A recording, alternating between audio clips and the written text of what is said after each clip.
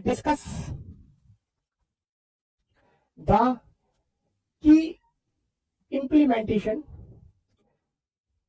challenges of नारी शक्ति बंधन अधिनियम 2023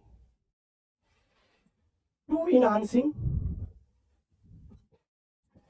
enhancing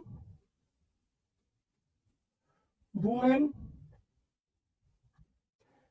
representation in Indian politics।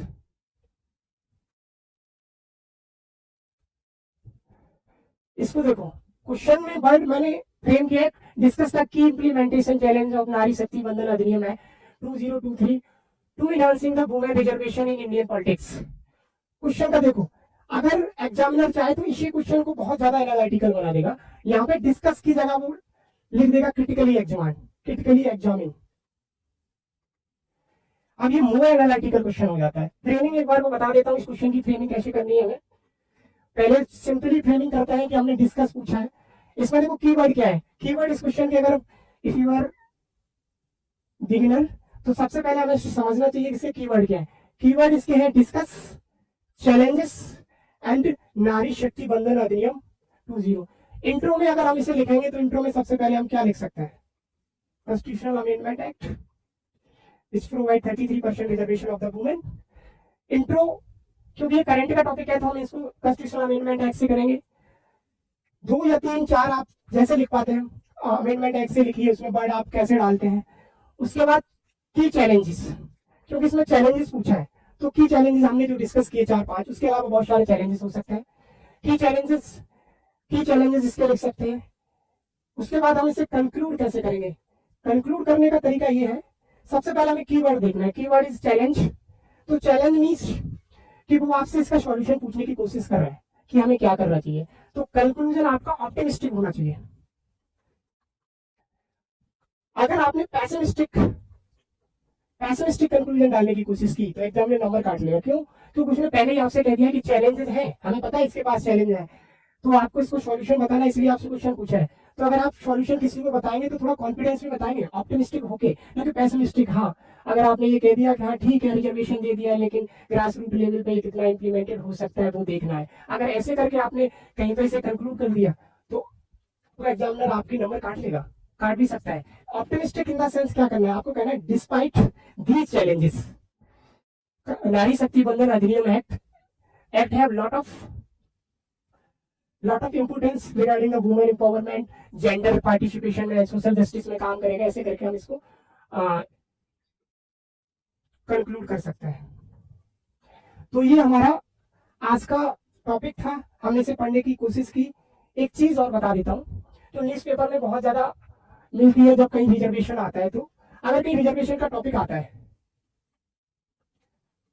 कहीं पर भी रिजर्वेशन का टॉपिक आता है, क्योंकि रिजर्वेशन की अगर बात करें तो मेंस में इससे 2019 में क्वेश्चन पूछा, 2023 में पूछा और 2021 में क्वेश्चन पूछा।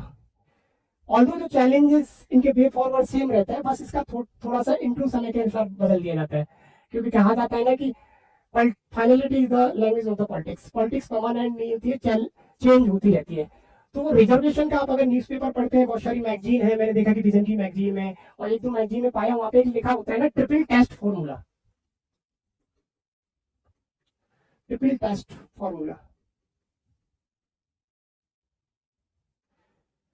हमें ये समझ रहे हैं कि जहां पे भी एडिटोरियल आता है, कोई आर्टिकल आता है, तो ये वर्ड बहुत ज्यादा मिलता है। कोई स्कॉलर लिख देता है ट्रिपल टेस्ट फॉर्मूला, अब हमें पता ही नहीं ट्रिपल टेस्ट फॉर्मूला क्या है, कि किस बेसिस पे। तो as per the supreme court में एक केस आया था Krishnamurthy Murthy versus union of India. Krishnamurthy versus union of India में सुप्रीम कोर्ट ने ट्रिपल टेस्ट फॉर्मूला को डिफाइन किया, जो बात करता है रिजर्वेशन ट्रिपल टेस्ट फॉर्मूला का दूसरे वे में हम ये समझे तो ये है कि सुप्रीम कोर्ट कहता है कि रिजर्वेशन किसी को हम दे रहे हैं तो कैसे देना चाहिए। तो सुप्रीम कोर्ट ने पहले कहा, पहली क्राइटेरिया ट्रिपल टेस्ट फॉर्मूला का हमारे पास होना चाहिए कि एक सर्टेन कमीशन की रिकमेंडेशन होनी चाहिए। कि एक हमने कमीशन बनाया है, वो कमीशन में अगर वुमेन से रिगार्डिंग कमीशन है तो उसमें वुमेन का रिप्रेजेंटेशन होना चाहिए। महिला सेक्शन से रिगार्डिंग अगर कोई कमीशन है तो उसमें बड़े सेक्शन का रिप्रेजेंटेशन होना चाहिए। मान लीजिए कि अगर मान लीजिए सोशल वेलफेयर रिलेटेड जैसे एनवायरनमेंट से रिलेटेड कोई कमीशन है तो उसमें एनवायरनमेंट एक्टिविस्ट का रिप्रेजेंटेशन होना चाहिए। तो कमीशन में प्रॉपर रिप्रेजेंटेशन होना चाहिए। उसके बाद इंपेरिकल इंपेरिकल डाटा होना चाहिए, data fact. Empirical data fact का मतलब ये हुआ कि ग्रास रूट लेवल पे हमें प्रॉपर फैक्चुअल डाटा कलेक्ट करना चाहिए कि अगर हम किसी को रिजर्वेशन दे रहे हैं तो किस हद तक हमें रिजर्वेशन देना चाहिए, और देना चाहिए तो क्यों देना चाहिए, और नहीं देना चाहिए तो क्यों नहीं देना चाहिए।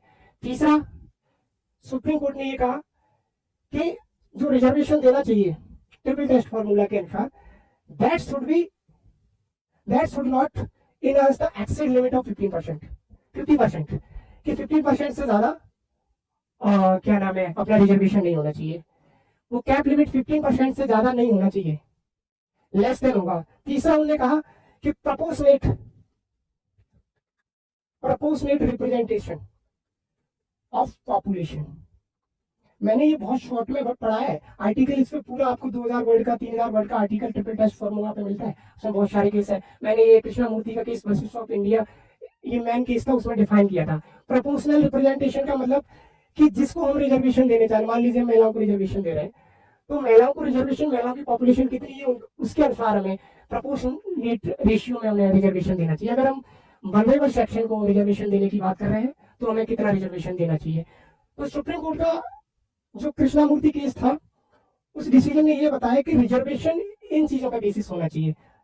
कमीशन की रिकमेंडेशन, कोई सर्टेन कमीशन बैठा है, और ये इंपेरिकल डेटा कलेक्ट करना चाहिए उस कमीशन को, डेटा फैक्ट फिगर। उसके बाद नॉट मोर देन 50% से ज्यादा नहीं होना चाहिए, कैप लिमिट 50%, और proportionate representation of the population कि जिसको हम रिजर्वेशन देने जा रहे हैं उसकी पॉपुलेशन कितना रिप्रेजेंट करती है इंडियन सोसाइटी में। तो आज का टॉपिक यही था। लाइक करें, कमेंट करें और सब्सक्राइब करना ना भूलें। मिलते हैं अगले वीडियो में। धन्यवाद।